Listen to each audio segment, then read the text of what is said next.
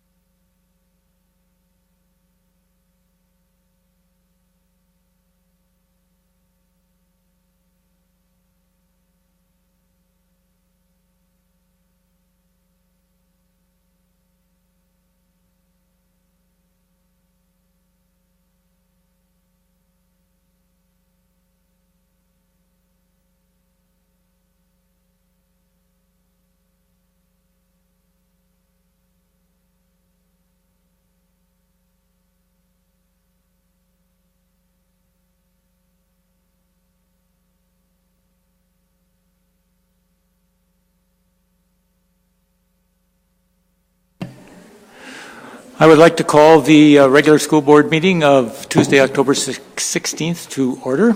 Member Sandsted, can you call the roll, please? I can. Member Gorham. Present. Chair Kirby. Here. Member Loeffler-Kemp. Here. Member Lowfold. Here. Member Oswald. Here. I am present, and Member Trinka is excused. Superintendent Gronseth. Here. Assistant Superintendent Horton. Secretary Dolans. And Secretary Thibault. And our student reps are excused. We have a quorum. Thank you.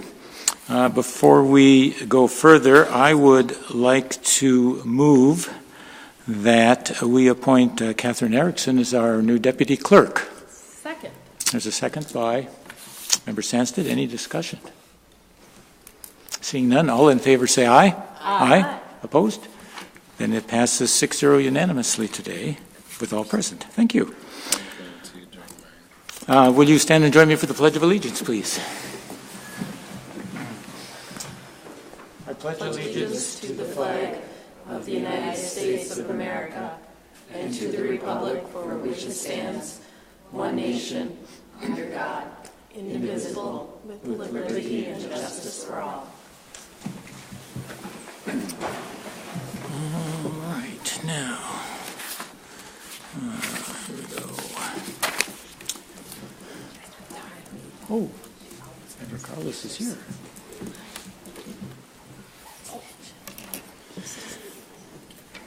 Thank you. Next is approval of the agenda. Do I have a motion to approve the agenda? So moved. Moved by Member Leffler-Kemp. Second? Seconded by Member Gorham. Any discussion? Seeing none, all in favor of the agenda as presented, say aye. Aye. Opposed?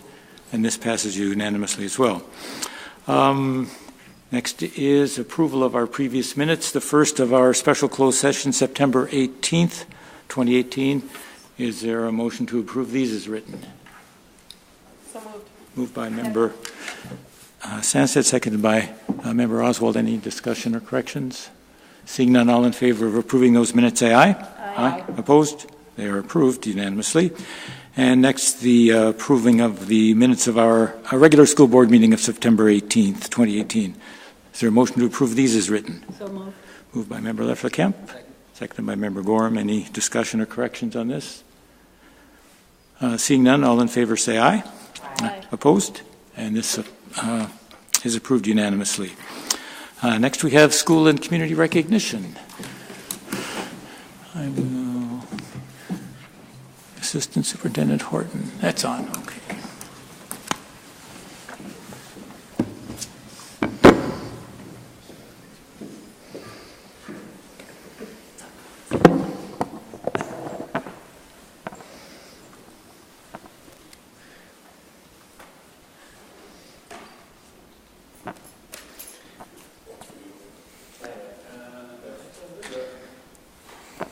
Members of the board, this month we're recognizing the employees of our Special Education Department. Please welcome Jason Crane, Director of Special Education.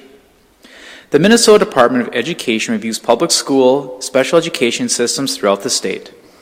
The Minnesota Department of Education reviewed our district in 2017-18, and it required a lot of work on the part of our Special Education Department staff to get ready. Over the course of the year, nearly every month was filled with the requirements and deadlines our team worked together to complete. They include, but are not limited to, record and file review, building and staff summary, special education director interview of the TSIS plan, restrictive procedure plan review, and special education monitoring online interviews. All of that work paid off. We were notified by the Minnesota Department of Education that our special education department passed the audit with no findings. The letter from MDE states, quote, "The administration and special education staff are commended for their commitment to providing compliance services to children with disabilities and their families. The Division of Compliance and Assistance appreciates the efforts that resulted in this exemplary outcome." Congratulations to Jason Crane, Director, and the employees of our Special Education Department. We appreciate all that you do. Thank you.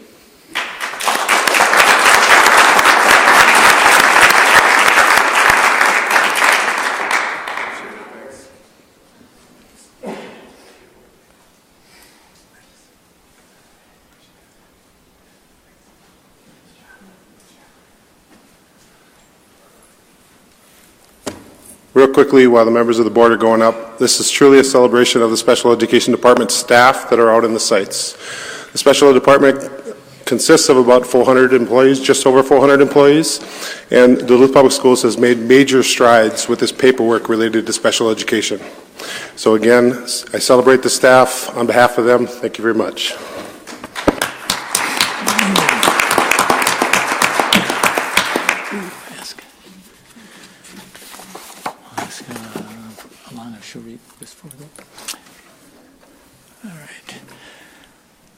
Next we have audience participation, and I'll remind people they have 3 minutes.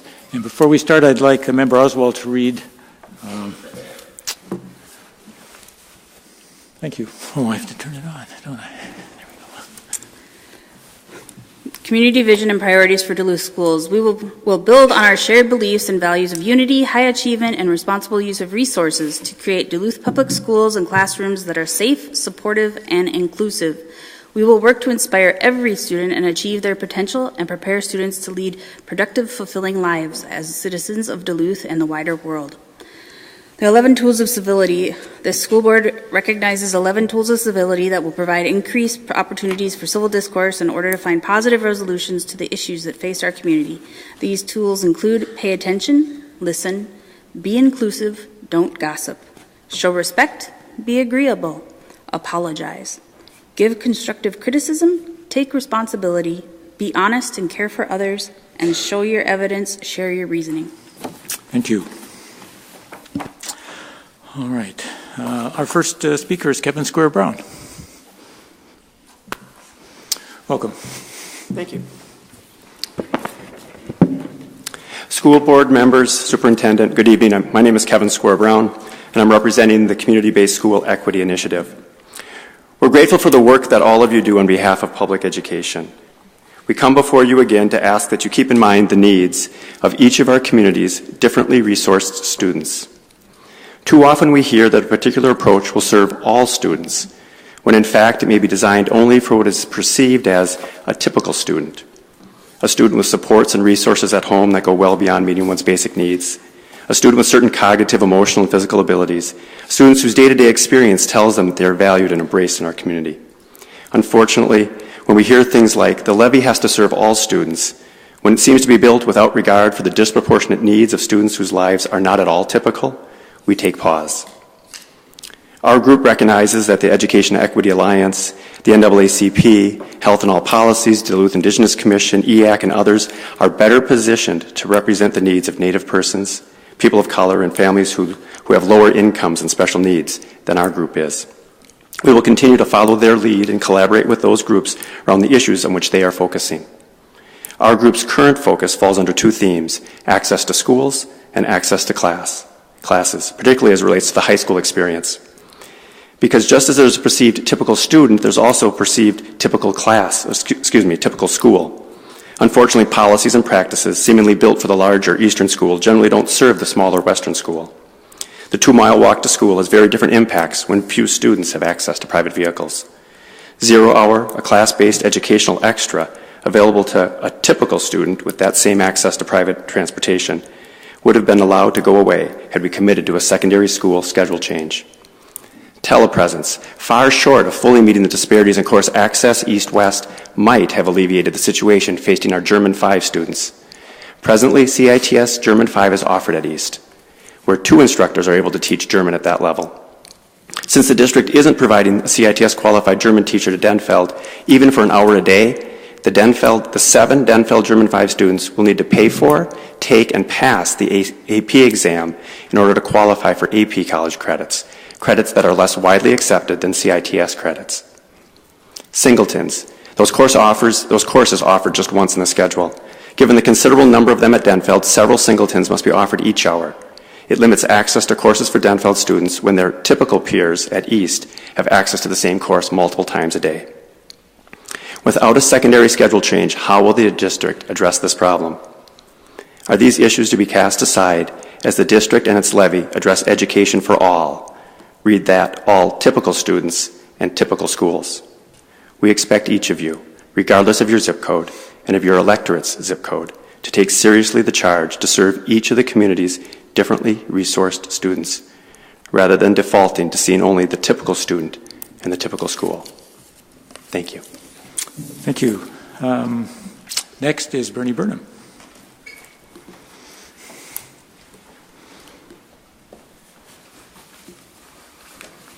Well, good evening. First of all, I want to thank you. We have done Breakfast with Bernie again for the 5th year this year, and that means that I go out with and visit teachers at all of our sites. We have 19 sites, and I think there are about 4 left at this point. So every Tuesday, Wednesday, Thursday throughout the fall, we've been doing that. And thank you to school board members and some of our new administration, Jeff Horton and Gail Netland, for coming and taking the visit too. I know teachers are very appreciative and glad to see you out, and so I think that's been a nice change this year, and I appreciate you coming. Let's see if I can straighten my phone. We also, as you know, have been out in a good majority of our buildings at this point doing one-to-ones with our teachers again, just kind of talking about different things that are happening for them, what's going well, and what could be better. We are thanking them for being members of our union. We're very happy for that. The next thing that we're talking about the referendum, we actually have a number of teachers who have signed up to do some door knocking with me this year, and so we've made a good strive to do that. And actually, that's where I came from tonight. I just did a few houses before I got over here, and had a couple teachers out with me tonight, so it's been great to have folks out too. And you know, I think the best thing for teachers is they go out and introduce themselves as teachers, and people say thank you for that. So that's a nice thing that happens. The other reason I'm here tonight, and as typical, I try to bring folks every month, and this month we've got 3 people with me tonight. And first of all, I'll tell you their names, and then I'm going to bring one up here, and then you can bring the other 2. But Tanya Charland is our new executive director of the Duluth Community Schools Collaborative, and we're very happy that she is here, and she'll talk a little bit more about herself and her experience thus far. And then I invited Jesse Frischman, who actually did some student teaching with us a number of years ago when it was Grant School, and he worked with myself and Kathy Levine. So he's back in our district now, which is really fun to have him here, and so we've had some conversations. And Tyler Henkels is from Lincoln Park School, so they're going to tell you about their experience too. But so first, Tanya, if you'd come up, and I'd like you to welcome her to Duluth.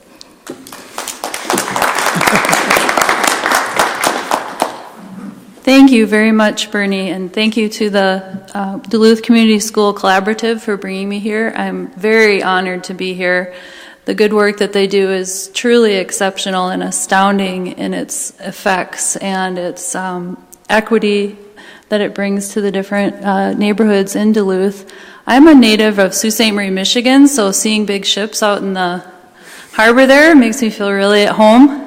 There's a lot I still need to learn, however. For example, I asked a colleague, where should I go hike? I was looking for some good hikes. And they said something that made me think of a football-shaped stadium. And I thought, wow, they have a football-shaped stadium that you walk in. And they had said go to the Cedar Bowl.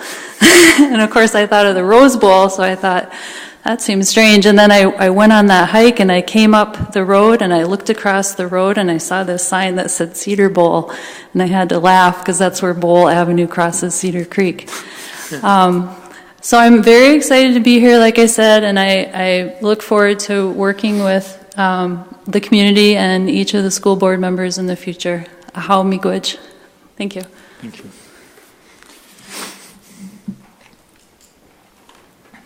Jesse Frischman, welcome. Superstar. Welcome back. Thank you, Bernie, for having me, and thank you, board, as well. Bernie's right. I started with Duluth Schools back in 2005, was when I was a freshman up at UMD, and I actually started at UMD as a biology major, and I found out very quickly that I was really bad at biology and chemistry, and I failed pretty quick. And I had a teaching course at the same time because my family kind of comes from teachers, and I turned out that I really enjoyed it. So I was at Lincoln Park Elementary back when it was existent, and then started my first experience out in Lester Park. And then my second experience was at Grant with Bernie and Kathy Levine. And in 2008, I was a 20-year-old kid, and it just really opened my eyes to how much more teaching can be, the impact you can make on kids' lives, and the kids who really need your impact, what a benefit it can have. And so when I graduated, I did what every successful college kid does, and I moved home with my parents. And I did AmeriCorps for a year. I went up to Bemidji for 2 years, taught north of Bemidji and Red Lake, did the cities for 5 years, but I always wanted to come back to Duluth. You can ask anybody in the cities. Every time the Bulldogs played, I would wear my jersey and rub it into the Gopher fans. But I was always trying to come back to Duluth. So last year, my then girlfriend and I moved up, and I took a job in Carleton for a year.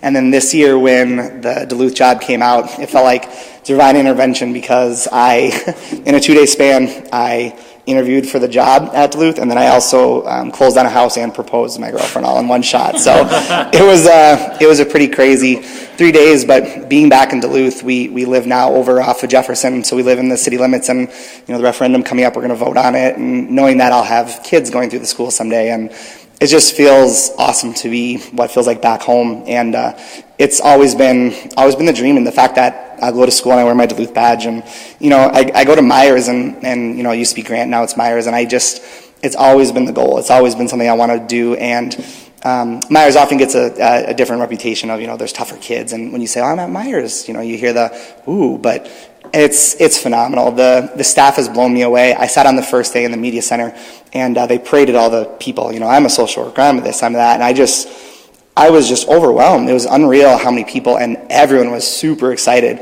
And I thought, oh, it's first day excitement. And then that has continued through 6 weeks, which are both good and bad, and everything under the sun. But the people are so positive, and I just have to pinch myself just remembering, I teach for Duluth, I teach in the school that I want to teach at, and I just think it's an incredible experience to come back. 10 years ago, being a student teacher, not knowing anything, I now have a student teacher at UMD. He's going to be here tomorrow, and it's full circle, but he's 10 years younger than me, so I feel quite old, but, that happens. But it's just an unreal experience, and I hope to be here for another 30 years, and I hope to be at Myers for another 30 years, and just spread the good word of the kids are so worth it, and the staff is phenomenal, and I'm just really enjoying my first, even though it's only been 6 weeks, it's been a great 6 weeks. So I want to thank you guys and thank anybody else. So. Thank you. Tyler.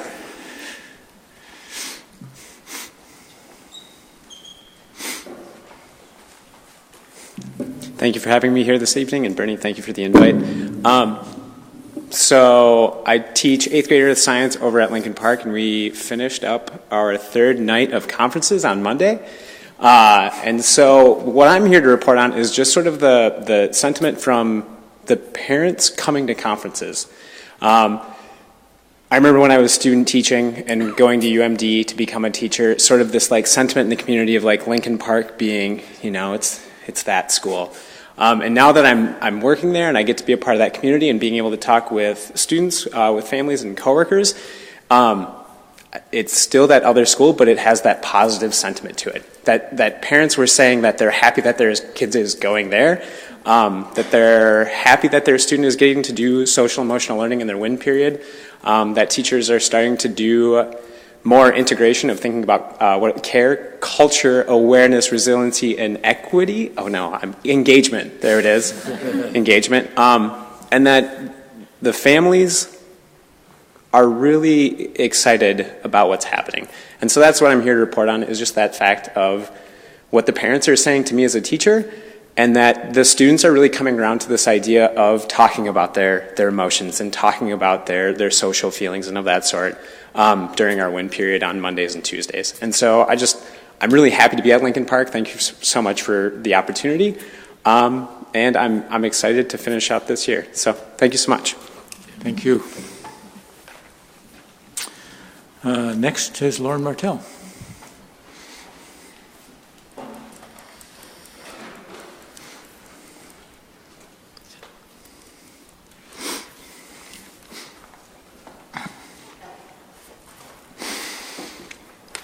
Welcome. Thank you. Thanks for a few minutes. I think Peggy carried a heavy burden for the past several months with the grace and patience of a saint, and she was good enough to go over levy numbers a couple of times with me, and I'm loath to be critical. But I still can't fit the local optional allowance into the equation. The reason I had the two tiers of the current levy at $995.78 in my News Tribune op-ed is because I used the full amount of the allowance, $424, in my calculations. Peggy produced one state document that showed me half this amount, $212, was used, but that still doesn't add up correctly. For the sake of argument, however, I will concede the number I'm being told, $795.78, is correct. The claim being made is that you can move all the investments covered under both tiers of the levy 5 years ago into the first tier now, because that also adds up to $795.78 per student when you include the $424 taxing authority. On paper, this seems to work, but in reality, it doesn't. Even though the amount per student is the same, total revenue has dropped with the decrease in enrollment over the past 5 years, and expenditures are considerably higher. 16 teachers were hired when the levy was passed 5 years ago. You now have that number as 16 to 18 teachers. The expense for 16 teachers isn't the same as the expense for 16 to 18 teachers today, and most other expenses have risen as well. In a related concern, I think the only tier you're able to control in terms of revenue and expenditures is the technology tier, because you can adjust your expense to revenue each year. In the first two tiers, however, you now have 41 to 43 teachers. What is the cost out estimate on that number extending out 10 years, given the pattern of salary and benefit increases that has continued over the past decade with no sign of abating?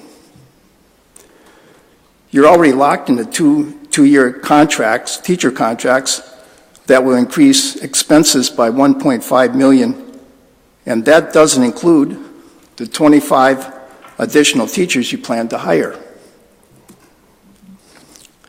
I believe a fiscal problem is baked into these numbers. If I'm looking at this incorrectly, please take a few moments tonight to show me where I'm wrong. The reader circulates fairly extensively through the community, and I don't want to be accused of spreading inaccurate information right before the election. At the minimum, I'll run your counter argument word for word, if you have one. Thank you. Thank you. All right, thank you for the speakers. There are no more signed up, so we'll move on to any communications, petitions? None. Thank you. So, report of the superintendent.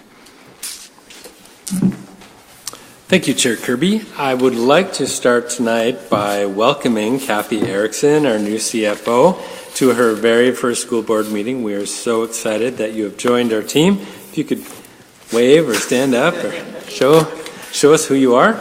Welcome to the Duluth Public Schools. And we've also had an opportunity to meet with Tanya a few times now, and we're excited to have you working as a partner with the district as well. So, the election is just 21 days away, and we have been visiting all of our schools, our PTSA groups, community leaders, organizations, to share information about the referendum. I think I've lost track of how many different groups that we've spoken with at this time. And there have been 2 mailings that have gone out to everyone in the district. Another one will be going out soon. There will be informational pieces coming out through our local media as well in the DNT and through social media. And the majority of these mailings and postings that we're doing are legally required, but they also help everyone to learn more about the referendum questions. And as a reminder, there are 3 referendum questions being considered. The 3 questions are linked, and it requires people to vote for all 3 of those questions. So if the first fails, the second and third automatically fail. So we really encourage everyone to answer all 3 questions, whatever their answers might be, to avoid any confusion. And I'd like to just go over the referendum a bit tonight as an opportunity for people who maybe haven't heard it yet. The first question is a renewal of our current referendum amount. Since 2013, the referendum has supported 16 to 18 full-time teachers, has supported curriculum updates, including the Wonders Reading curriculum and some math and science and social studies adoptions at the secondary level, and strategies to close the achievement gap as well, such as implementation of our multi-tiered systems of support and our professional learning communities, the staff development and the time that is taken to implement those. And again, question 1 is a renewal of what we are currently doing and does not result in a tax increase. The second question addresses class size. In preparation for this referendum, we spent about 18 months talking with all kinds of people throughout the community, both through our Think Kids community conversations, through our Quality Steering Committee. We engaged with Morrison Leatherman and did polling of the community, reaching 650 households throughout the district to find out what their priorities were moving forward, what they would most like to be addressed in the district. In everyone that we talked to, from pre-K to grade 12, class size came out as the #1 priority. So the second question addresses class size, something that everyone listed as a priority, it's an increase of $575 per pupil to add an additional 25 teachers. This allows for specific interventions at specific sites as well to address student needs of each community. And it also helps to ensure the long-term financial stability for the district. It's an increase of $8.64 a month for the average Duluth household. The average assessed value for a home in Duluth is $150,000. If people would like to know the specific impact for their properties, they can go to our website, and we have a link to a tax calculator, so you can enter your parcel number and find out what the estimated tax would be for your specific property. The third question supports classroom technology. Although it feels like the long-range facilities plan was just happening, we're actually celebrating a decade this year of those first projects. And the technology that was implemented at that time is still in place in most cases. This technology is fading quickly. I'm not sure how many of us have cell phones or laptops that we were using 10 years ago, but I'm guessing that's not very likely, and yet that is what we are using in our schools. I can tell you, as we've gone around doing presentations and waiting for the computer to boot up and then to read the flash drive and get the presentation going, I understand some of the frustration our teachers are having as they're trying to prepare for class or trying to change activities and they're waiting for their computers to catch up with them. Passing question 3 would allow us to update our smart boards and other technologies as well, because right now we have several tiers to our technology plan. We are on the lowest tier, which included phasing out smart boards and moving away from having as many devices. This allows us to revisit that, to upgrade our failing technology, and also to provide devices for all students and staff to make sure that they all have access to a device. It also supports the professional development our staff would need to be able to implement this kind of technology in their classrooms and provide ongoing support for teachers and additional tech staff to support these devices as well. It also includes updates to our infrastructure. Right now we have 1 gig of bandwidth as a school district, and with 8,500-ish students and over 1,200 employees, 1 gig of bandwidth does not go very far. This would allow us to upgrade to 10 gigs so that we don't have to watch the spinning wheel as everything buffers for so long in our classrooms. And question 3 is also an additional increase. It's $5.03 for the average household. So the total of all 3 questions then would be around $14 a month for the average household in Duluth. Once again, you can visit our website to find what that total would be for your specific parcel. I do want to say that the expenditures for this referendum are looking at average expenses over the course of the referendum. We know that things will cost less in the beginning and cost more at the end, and we want to be able to maintain the investments that we're making for the life of the referendum. And so we look at what the average cost would be. We estimate what that cost would be over the life of the referendum. Also, a plan to replace our technology on about a 4-year cycle, because that is about the lifespan of a Chromebook. So if people have further questions or they'd like to see what their estimated taxes would be for each question, please visit our website. There's a page just for our levy, and you can learn more, or you can contact us here at the school district if you have an organization or a group that you would like us to come and present information to. We are more than happy to do that and share handouts or any information that you need. What we do want is everyone to go to the voting booth on November 6th with good information so that they can make the best decision that fits for them. And we also know that early voting is more popular than ever, and so we want to make sure everyone has the information they need to be able to do that. So that's my piece on the referendum tonight. On another note, I met with area superintendents today, and I'm sure everyone has noticed that winter seems to be visiting a little early this year. We've already had a couple of snow and ice coverages, and severe weather preparedness has been on our mind, so I'm hopeful that it wouldn't be anytime soon, but should we have a school closure or 2-hour late start due to weather, I just want to remind everyone that we do post that information with the local media. We send out information through Infinite Campus. We use our automated dialing system. And, of course, we post them on our social media accounts. And I can tell when the weather is going to be bad because my following goes up by how many students do we have? And plenty of pokes about calling a snow day. But believe me, social media posts to the superintendent do not really affect the decision. It's all about the safety of our students and our ability to travel with our buses. But student safety is always at the top of the list as we're making those decisions.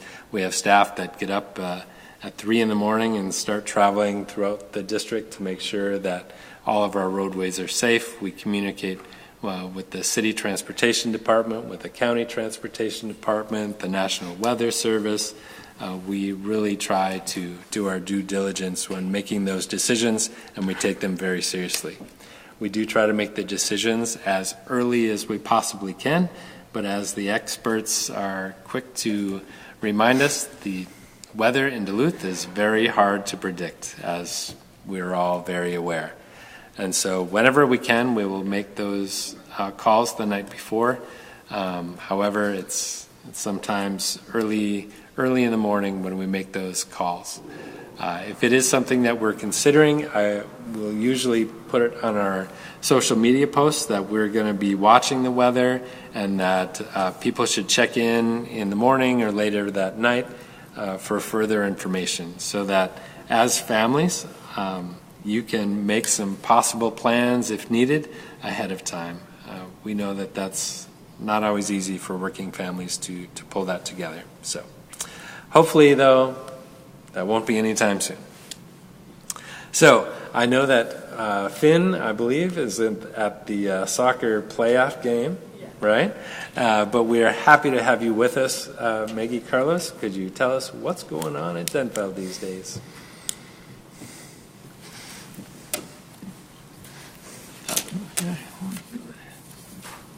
All right, so we just finished with our homecoming about 2 weeks ago, and I've never seen so much hunter spirit my entire time at Denfeld. Everyone has been so decked out. It was insane.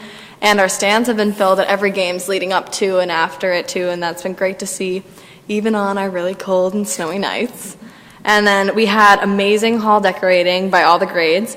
And then just for a little taste for you guys of what some of them said, it was better to be a hunter than the prey, live more, laugh more, sophomore. And then if you guys know of Straight Outta Compton, our class of 2022 is straight out of middle school. And we had amazing performances from our dance line, cheer team, and our man line. And our king and queen were actually both performers for the school. So it's Dane Harold and Lindsay Johnson. So congratulations to them. And then following the game, we had our first homecoming dance in 5 years. There was over 400 students there. It was amazing to see. It did get a little hot and sweaty, but nevertheless, it was a really fun time. We had 28 new inductees join our crew of NHS on September 25th, and we're starting off a really strong year with all of our tutors and getting the tutor forms in, and that's really great to see. And on Monday, October 8th, all of the link leaders went around and crashed our 9th grade wins, bombarding them with cheerful notes and saying hi to them for the year so far. And our Pathways to Teaching class has an amazing 31 students, and each Thursday they go out with their class and during their win to read to their little friends at Laura MacArthur and say hi to our former vice principal, Mr. Erickson, who is doing a fabulous job there.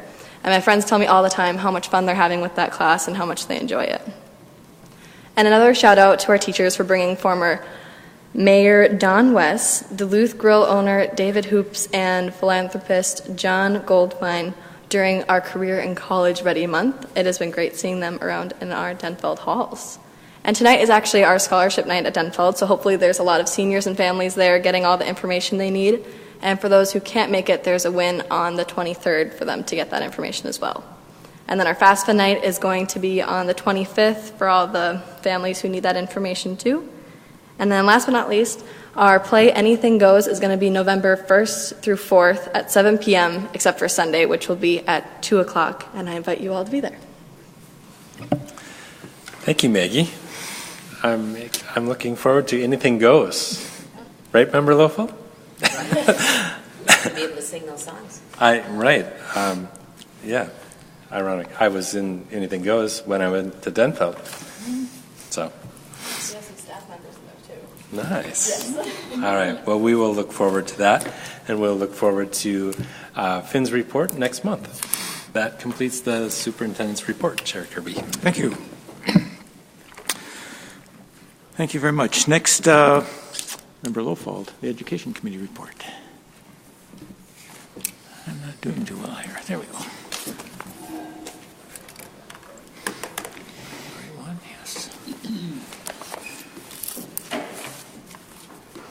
I'll let my team get up to the table, my supporters. I'm going to start, though, by just, again, thanking Jason Crane and your staff for the accolades from the department. It's an amazing accomplishment to come away from an evaluation with, such a warm and congratulatory letter from the Minnesota Department of Education. So really celebrate that with you. So reach that out to your staff as well. I also just want to shout out to our speakers, all of them. All of them. We really appreciate your ability to get up and share with us as a board and with the community, some really well thought out issues and ideas for us to leave with. I do want to celebrate, though, the welcoming of Tanya and all that you'll bring to our moving forward with helping students and succeed. And to Jesse and to Tyler for their excitement at being in our district and working with our students. It really is wonderful. So my report tonight reflects the topics our board covered last Monday at our school board education committee. I will just give you a quick review tonight of what we covered, and then we'll ask for board approval. I would encourage always that anyone that's interested in actually attending the committee meetings, there's some great conversation and good exchange of ideas, and oftentimes disagreement or new things are brought up, and it's really a great opportunity to work as a committee. It's public and we want you there, so I encourage you. I do know that it's on YouTube, and there was 47 views of our YouTube education committee this week, but I have to admit that 3 of them were mine. So take that. Okay, yeah. But again, and I like that we can go back and review it. I'm a studier, I'm a learner, and I appreciate going back and listening again as well. Our education committee has always started with reports, and so Assistant Superintendent Jeff Horton began our meeting with a report of his work that happened over the month. He reflected on safety, and he reviewed the Minnesota Department of Education's grants that were awarded to Denfeld and Rockridge. He also highlighted the grant we received from the COPS, working with our Duluth Police Force and with our school district for $468,000 to work on school safety, and that's a great plus for all of our schools and our students.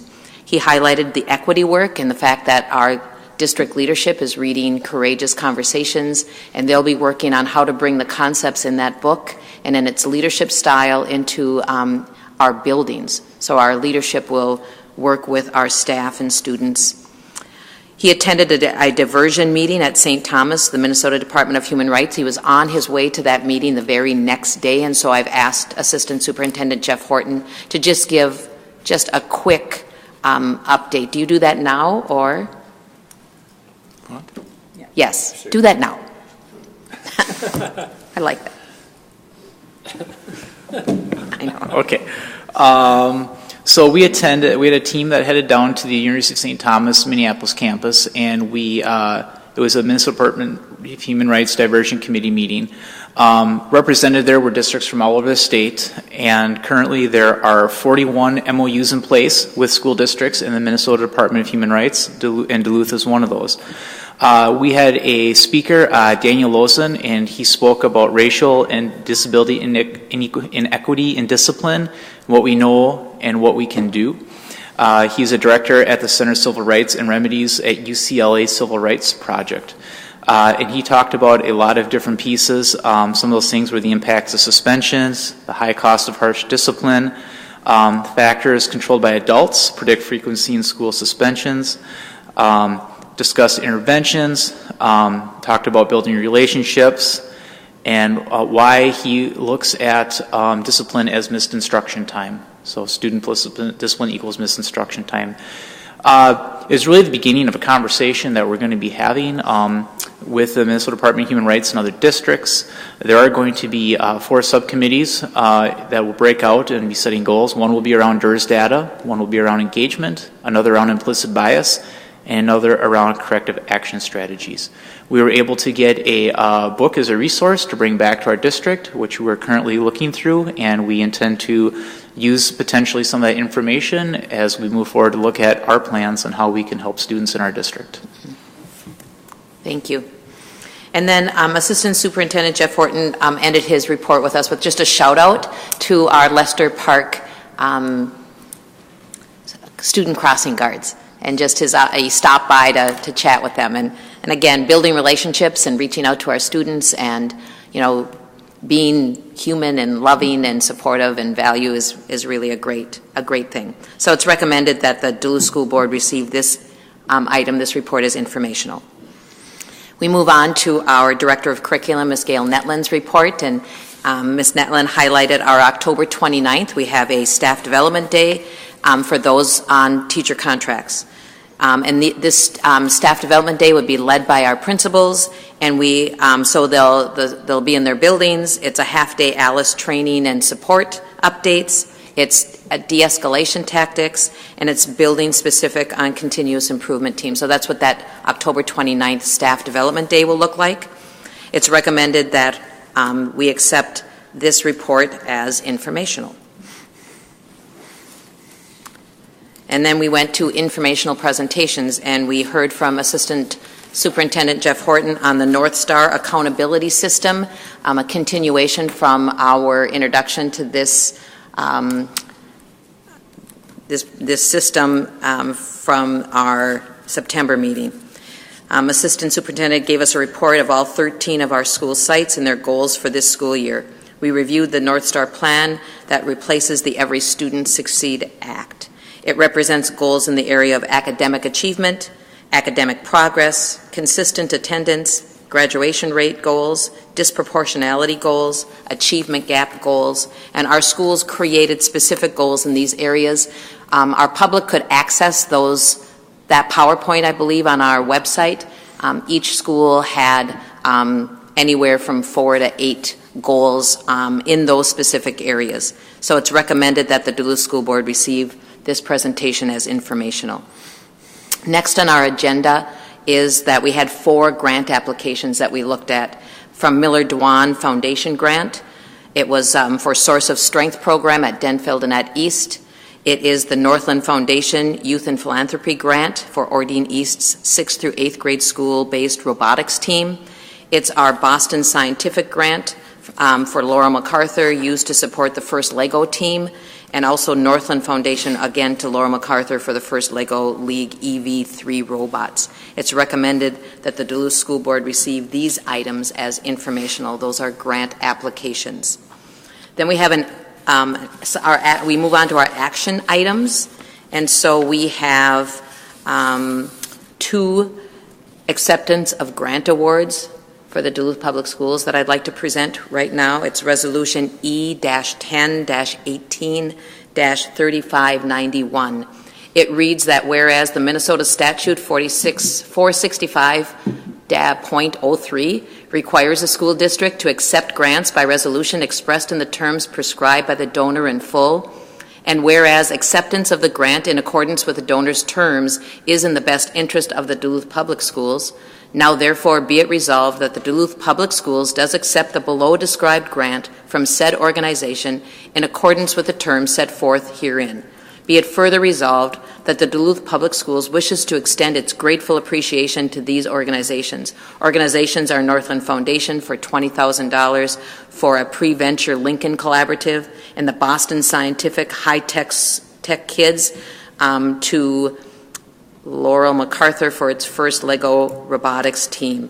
I move Resolution E-10-18-3591, acceptance of the grant awards to the Duluth Public Schools. Second. Seconded by Member Sandsted. Any discussion? And all in favor of accepting Resolution E-10-18-3591, say aye. Aye. Opposed? It passes unanimously from those present. We continued with our Education Committee report by just looking at three trip requests. One to Montgomery, Alabama for 12th graders to visit various sites connected to the history of slavery and the civil rights movement. Our second trip request was for Wolf Ridge for 4th graders at Congdon. And our third trip request was the externally sponsored trip to Yellowstone, a group of high school skiers and adults. It's recommended that the Duluth School Board receive these items as informational. We continue our Education Committee. I keep looking, seeing if there's any But we continue with diploma requests. The following students have met all their graduation requirements and should be awarded their diplomas. We've got Kenneth Sky Quaid, Brittany Yang, and Thaddeus Bremen. We recommend that the Duluth School Board accept and approve the above diploma requests. This concludes the Education Committee report for October 16th, 2018. I move that we accept this. Second. Thank you. Moved and seconded by Member Loeffler-Kemp. Any discussion? Member Oswald? I'd like to pull item 1C1 and 2B1. 1C1, 2B1. Anyone else? She pulled it. Oh, okay. All right. Member Oswald. Thank you, Chair Kirby. I wanted to speak about the North Star Accountability System presentation that we had, the second part. I want to thank Assistant Superintendent Horton for creating that PowerPoint and all of the data that went into it. I appreciate the numbers being updated with the flaws that we had pointed out before. I just wanted to state my expectation about listing all of these percentages on how you do in reading and math and attendance and goals and goals and goals. I know ESSA says that we need to start focusing on high achievement for all. And I think that in order to get there, we need to expect the same outcome for all the student groups. So I really hope within my lifetime I can see a new PowerPoint where we say for every group that everyone's going to meet a high percentage rather than increasing in baby steps in cases. I understand the need, I understand why that has to happen, but I really want to expect that everyone can do well in the district.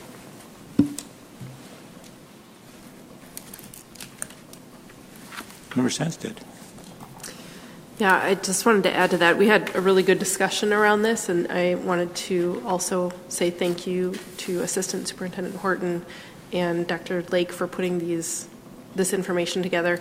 And we discussed some accountability measures or check-ins, at least on the attendance rates, which some were a little surprising to us. Halfway through the year, and then looking again, I think in August when we get all of the data back from this school year. But it was a very interesting meeting, and there was a lot of information there. So you've heard about our YouTube, and I would strongly recommend anybody who's interested in getting more information to take a look at that.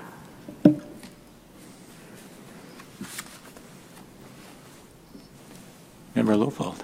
So I'll just weigh in too, as that was a great conversation, and I think I shared from my experiences of being in a classroom for a long time, and just I agree with all of my members that we want success for students, and not to group it into that all definition that we heard tonight too, that I appreciate so much, but that then all of us sitting here today, us included, and welcoming Tanya's, this is just a perfect, kind of segue into all that we have started in our district with, full community schools and hiring extra social workers and being aware of and using data that I've worked with Dr. Lake on that our teachers know where their needs are, because we are understanding data and we're using it effectively.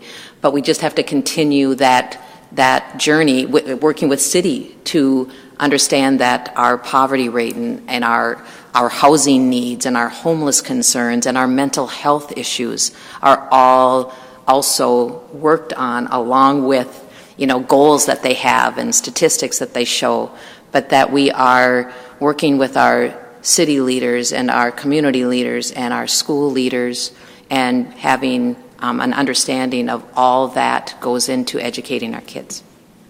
Thank you. All right, seeing no other, Member Oswald, you would.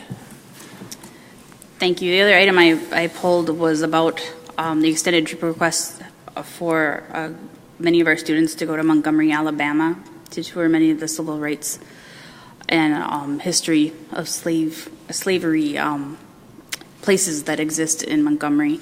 I just wanted to double check that I know that this trip hasn't happened yet, and so will we see this again, or will this approval go for, it still be good for when they go towards the end of this month instead? We did just hear today that the trip had been rescheduled due to issues, some funding issues, but that the event had been planned for a time that there are school events going on, and so I'm unsure of where things are right now. It was rescheduled for October 25th as a departure date, and so if they do go, that is when they would be leaving. But it sounds like students have made a choice to stay back for school events at this point, unless things change. It's up to the students to make that choice. If I may respond, I just certainly hope that we continue with those community partners and try to get it rescheduled during a more convenient time. There's 12 months in a year, so I think we can find some time that would actually work. And I think it's an incredible experience that's life-changing, and I hope to go someday. So, thank you. Any other discussion? Oh, Member Lefferkamp. I meant to ask this at our committee meeting. How many students from our public schools are going to be going on this trip?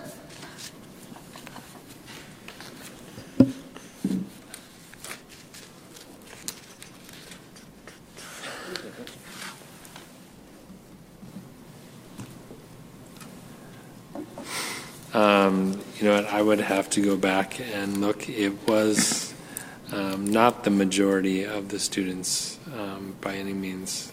There were 2 chaperones, and I'm just scanning right now. It looks like for a total of 5 students.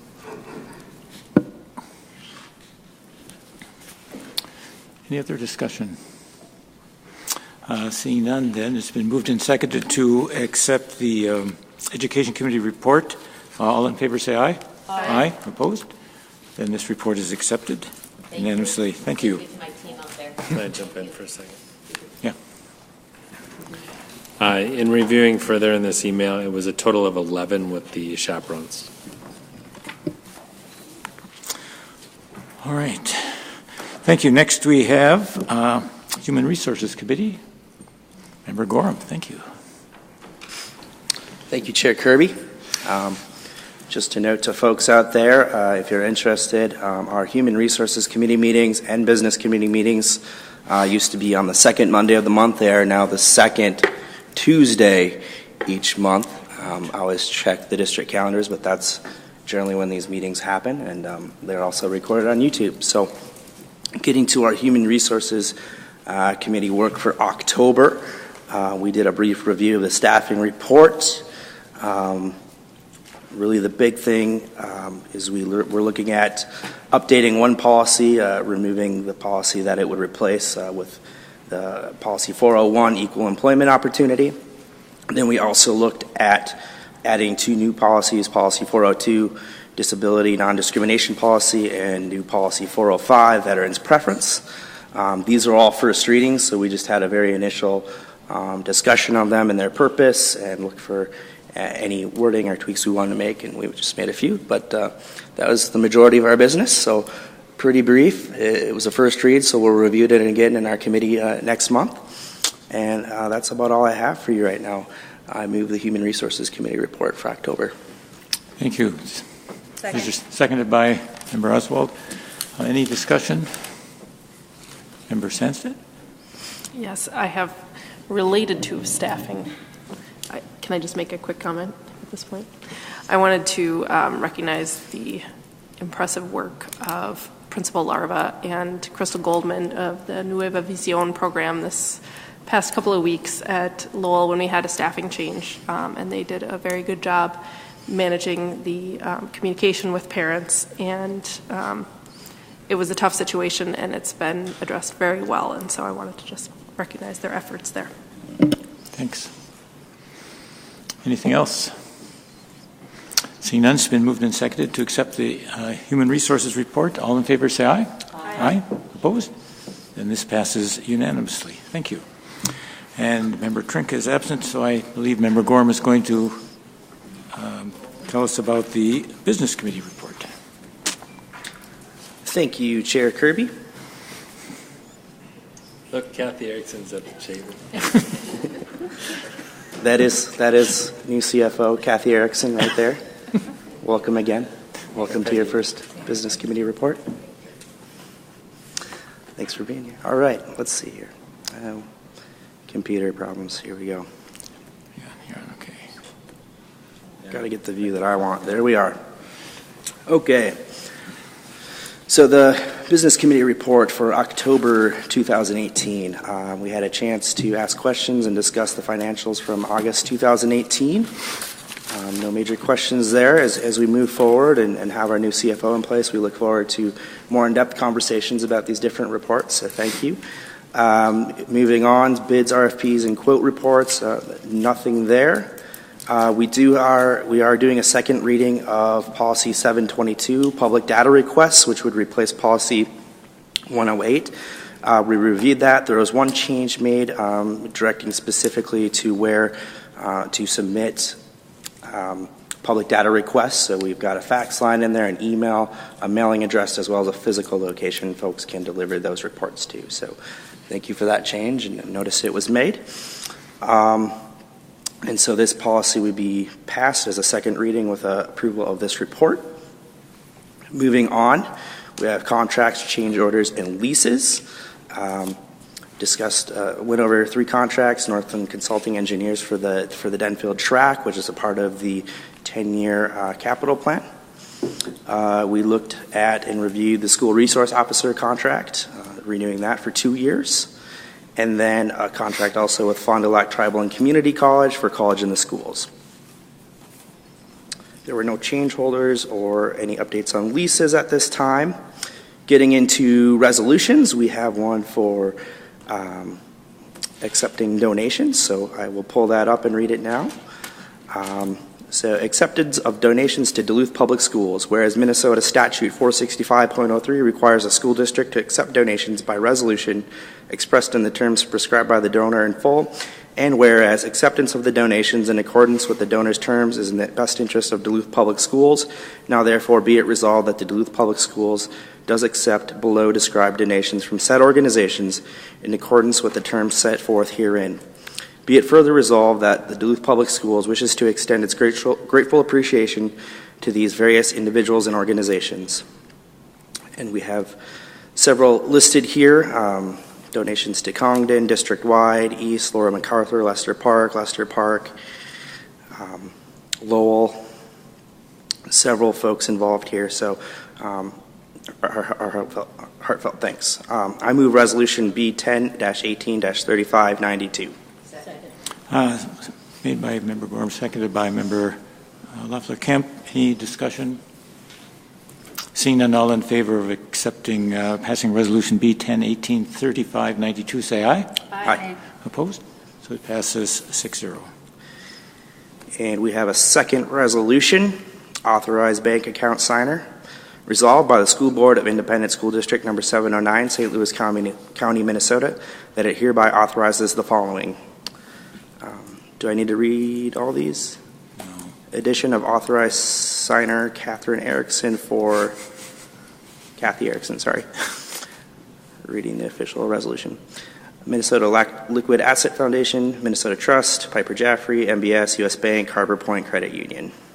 I move Resolution B10-18-3593.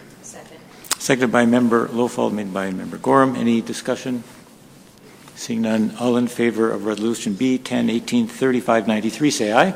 Aye. Opposed? It passes unanimously, 6-0. All right, then we got into informational items, reviewed expenditure contracts, no cost contracts. We received our facilities management and capital project status report. A lot of good news there. One thing I wanted to check on, I know that we did a beta testing process. I believe it was with our scanning system that we're doing.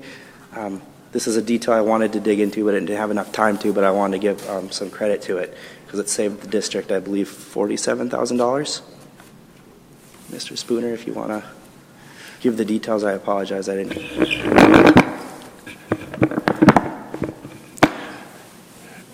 Sure, Member Gorham. This is related to the access control system that we have throughout the district. And when we selected our access control system back in 2005, it was a Johnson control system called the P2000. As can be expected with technology, it's become obsolete now, the P2000. It's been more than a decade, and the owner of the software, JCI, they bought out Simplex, Grinnell, and Tyco. And during that buyout of those other companies, they also had a competitive software to the P2000. JCI evaluated both softwares, the P2000 and the CQR 9000, and they determined that the software that they bought or acquired with the new companies that they had acquired was better than what we had and what they were selling. So they essentially shut down selling the P2000. They've implemented CQR 9000. That software will run on all the controllers on our doors. It will function in entirety with the components that we have. So as a user, the user won't notice any difference. But we were asked, because we've got a lot of knowledge in using access control, our facilities technology coordinator was asked if we would be a beta tester for writing the owner's manual for the software. It's not beta testing software, it's beta testing the owner's manual. And we agreed to that, and through that effort, we're saving approximately $47,000. And we would have paid that if we had said no. We would have stayed with the P2000 for another year, and then we would have had to buy the CQR 9000 a year from now at approximately, I think it was $78,000. So we saved a good amount of money by being a beta tester for the owner's software. Thank you for filling me out on those details. I didn't have a chance to refresh my mind on. And we also, among several highlights here, Lincoln Park Middle School achieved or earned Energy Star rating credentialing. So that's a big deal too. Thank you. Thank you for your work. All right, moving on, we got some property sale updates just in our board book here. It looks like there's Folks continuing to inquire about the central property, so that's good news. And last item on here is we did review a letter from attorney on contract with the district, and I'm going to kick it over to Mr. Gronseth because I know you had a meeting about this today. Oops, I'm sorry. We did have a meeting today. We've gone back and forth for a couple of weeks now, getting plans in place and trying to get documents. We were able to meet today around noon, and we did receive the delineation plan shortly after that, and that's really the first next step is having that plan in place, that application in place. So that goes on to Rice Lake, the city of Rice Lake, and then goes on to St. Louis County, and then comes back to us with results, and that would determine what that project would need to look like. So we're moving forward, and once we get that response back about the wetland delineation, we'll know if it's a feasible next step to have that in place without the drainage, or what needs to be done based on the results. Thank you. Future items, in December we'll have final levy approval. We'll look at fiscal year 2017 audit results also in December, and more policy updates to come. I move the October 2018 Business Committee report. Thank you. Is there a second? Second. Seconded by Member Sandstedt. Any discussion? Member Oswald. If I'm the only one, I'll just speak to it. I just wanted to say thank you for having that meeting with Homecraft Parents and Educators United. It's long overdue, and I'm glad there's conversation going back and forth, because that's how we solve problems. So thank you. Seeing no one else, it's been moved and seconded to accept the Business Committee report. All in favor, say aye. Aye. Aye. Opposed? That passes unanimously. Thank you. Are there any special resolutions? Don't you have one? I have a motion for other. It's not a resolution. So no special resolutions. Yes, I have a final item. We had spoken before amongst the board about creating an ad hoc committee to study board organization. And so in accordance with that, I'm going to make a motion to make this more formal and move forward. So I'll give you a copy of this afterwards. But I move, in accordance with ISD Policy 213, which is the School Board Committee Policy, Bylaw Committee, the school board chair appoint an ad hoc committee and designate the chair thereof to review the current organizational structure of the ISD 709 School Board. This review should include, but not be limited to, standing committee design and function and agenda setting procedure. Furthermore, the ad hoc committee will follow all the procedures for school board committees as outlined in that policy, which includes open meeting, allowing anybody to come, things like that. So this is, I move this. Is there a seconded by Member Oswald? Any discussion? Seeing none? Good. All in favor of this motion say aye. Aye. Aye. Opposed? Thank you. It passes unanimously. Are there any other motions, questions, resolutions? Seeing none. Second. There's been a motion to adjourn and a second. All in favor say aye. Aye. Opposed? Hearing none opposed, it passes unanimously. Thank you.